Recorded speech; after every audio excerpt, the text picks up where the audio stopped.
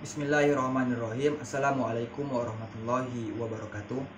Baiklah, kami dari kelompok 2 Oceanografi yang beranggotakan Diki Aryan, Ellen Widi Mulia, dan Anggun Febi akan membahas tentang materi kami, yaitu proses geologi dasar laut. Yang pertama, definisi geologi. Kata geologi berasal dari kata Yunani. Geos berarti bumi dan logos yang berarti ilmu. Jadi, geologi adalah ilmu yang mempelajari material bumi secara menyeluruh, termasuk asal mula, struktur, penyusun kerak bumi, proses-proses yang berlangsung selama dan atau setelah pembentukannya, dan yang sedang berlangsung hingga menjadikan keadaan bumi seperti saat ini.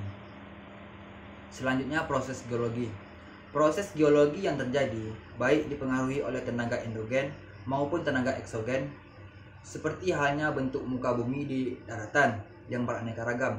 Bentuk muka bumi di lautan juga beragam. Bedanya, bentuk muka bumi di lautan tidak seruncing dan sekasar relatif di daratan. Keadaan ini akibat dari erosi dan pengupasan oleh arus laut. Yang pertama yaitu gunung laut, yaitu gunung yang kakinya di dasar laut sedangkan badan puncaknya muncul ke atas permukaan laut dan merupakan sebuah pulau. Terbentuknya gunung laut adalah akibat adanya kegiatan vulkanisme yang terjadi di bawah permukaan laut berjuta tahun yang lalu, yang kemudian naik secara tiba-tiba dari dasar laut ke permukaan dengan tinggi sekitar 1000 sampai dengan 4000 meter. Yang kedua, Simons, yaitu gunung laut, gunung di dasar laut dengan lereng yang curam dan berpuncak runcing dengan ketinggian sampai 1 km atau lebih, tetapi tidak sampai ke permukaan laut. Yang ketiga yaitu Buyut, yaitu gunung di dasar laut yang bentuknya serupa dengan Simons, tetapi bagian puncaknya datar, banyak terdapat di lautan Pasifik. Yang keempat yaitu punggung laut, yaitu punggung pergunungan yang ada di dasar laut, contohnya punggung laut Sipolga. Yang kelima, ambang laut, yaitu pegunungan di dasar laut yang terletak di antara dua laut dalam, contohnya ambang laut Sulu dan ambang laut Sulawesi.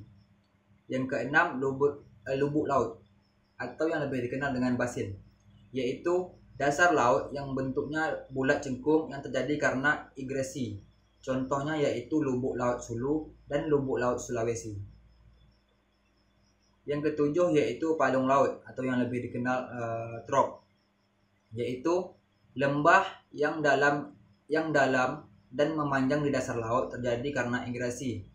Palung laut atau trench adalah dasar laut yang sangat dalam, sempit, mempunyai dinding yang terjal dan curam dengan keadaan lebih dari 5000 meter.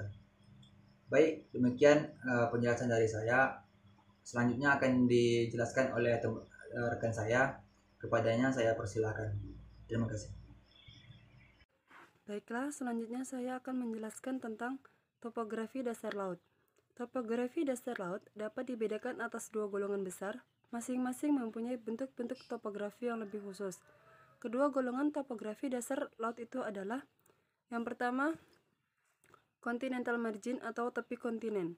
Continental margin adalah dasar laut yang berdekatan dengan benua. Bagian ini dibedakan atas 3 bagian. Yang pertama, continental shelf atau landas kontinen adalah dasar laut yang berhubungan langsung dengan benua. Lerengnya landai, pada umumnya kurang dari 10, kedalamannya kurang dari 200 meter. Yang kedua, ada continental slope atau lereng kontinen. Adalah dasar laut yang terletak di bawah continental shelf. Kemiringan lerengnya lebih curam, yaitu antara 20 sampai 50 dengan kedalaman sampai 1400 meter hingga 3000 meter. Yang ketiga, ada continental rise atau kaki kontinen. Continental rise terletak di luar continental slope dan merupakan peralihan dengan ocean basin. Dibandingkan dengan continental slope, lerengnya lebih landai 0,50 dan mempunyai lapisan sedimen yang tebal. Selanjutnya ada ocean basin. Ocean basin adalah dasar laut yang paling dalam dan berbentuk oval, menyerupai suatu baskom yang luas dan mempunyai bentuk-bentuk topografi khusus, yakni yang pertama, abyssal plain dan abyssal hill. Abyssal plain bagian terbesar dari topografi dasar laut dan paling rata dibandingkan dengan bentuk topografi dasar laut yang lain. Apabila pada bagian tertentu reliefnya lebih kasar, maka disebut abyssal hill. Yang kedua ada submarine ridge, adalah dasar laut yang dangkal, panjang, dan memisahkan laut yang dalam. Jika lerengnya tidak begitu terjal, dinamakan oceanic ridge. Yang ketiga ada trough atau palung laut, adalah dasar laut yang sangat panjang dan sempit, seolah-olah adalah lembah di dasar laut. Yang keempat ada sea mount. Sea mount adalah gunung berapi yang muncul di dasar laut, tetapi puncaknya masih di bawah permukaan air laut. Baiklah, penjelasan selanjutnya akan dilanjutkan oleh rekan saya. Baiklah, saya akan melanjutkan materi yang telah disampaikan oleh rekan saya tadi. Materi yang selanjutnya adalah C. Zona laut. Secara garis besar, zonasi laut berarti pembagian kawasan lautan atau perairan air tawar yang sangat luas, yang dipecah menjadi beberapa bagian dengan fungsi dan tujuan tertentu dan terbagi secara horizontal dan vertikal. Salah satu jenis ekosistem air adalah ekosistem air laut. Ekosistem air laut terjadi karena adanya interaksi antara makhluk hidup dan lingkungan di wilayah lautan. Ekosistem ini dibagi menjadi beberapa zona seperti berikut.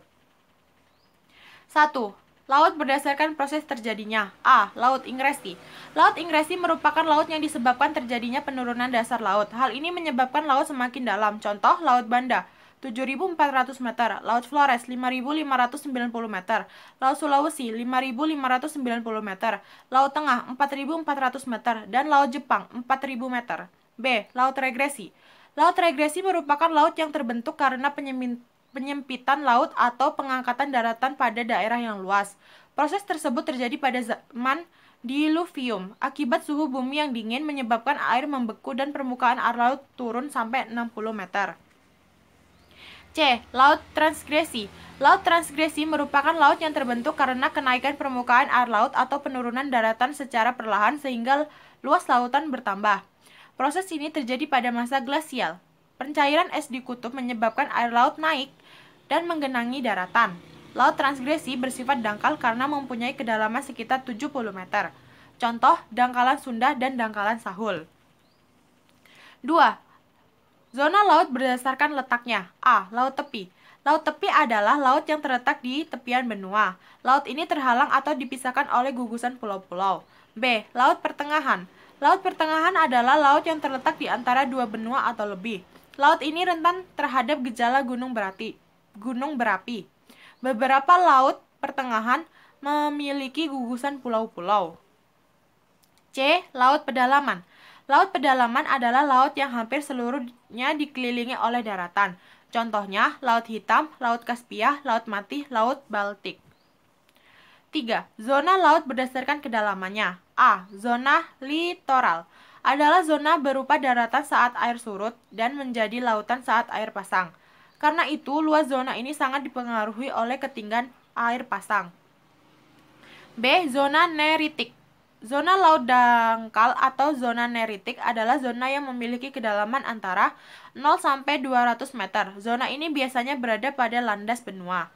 C. Zona oseanik. Zona oseanik merupakan wilayah ekosistem laut lepas yang kedalamannya tidak dapat ditembus cahaya matahari sampai ke dasar, sehingga bagian dasarnya sangat gelap.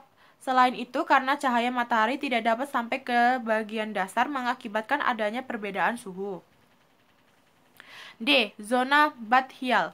Zona Bathyal berada di kedalaman 150 sampai 1.800 meter. Zona ini umumnya ditandai dengan lereng yang curam. Pada zona ini, sinar matahari sudah tidak dapat menembus hingga dasar laut. E. Zona Abyssal. Zona abyssal adalah zona laut dengan kedalaman 1.800 meter. Zona ini tidak ada cahaya matahari sehingga selalu gelap. 4. Zona laut berdasarkan intensitas cahaya matahari. A. Zona fotik. Wilayah perairan laut yang dapat ditembus sinar matahari, kedalamannya hingga mencapai kurang lebih 200 meter. B. Zona twilight. Wilayah titik remang-remang yang minim cahaya sehingga jumlah produsen kurang, sebab mereka tidak bisa melakukan aktivitas fotosintesis. Kedalamannya antara 200 sampai 2000 meter. C. Zona afotik, wilayah di mana tidak sedikit pun cahaya matahari dapat menembus kedalaman lautan. Zona ini disebut laut dalam, dan biota yang hidup di sini adalah biota-biota unik, seperti biota yang memiliki kemampuan menghasilkan cahaya sendiri, atau sering disebut juga bioluminescent. Zona laut berdasarkan permukaan secara vertikal. A. Epipelagik, B. Mesopelagik, C. Batiopelagik, D. Abyssal pelagik, E. Hadal pelagik. Mungkin hanya sekian yang dapat kelompok kami sampaikan. Apabila ada yang kurang jelas, bisa ditanyakan di dalam diskusi. Wabillahi taufiq wal hidayah. Wassalamualaikum warahmatullahi wabarakatuh.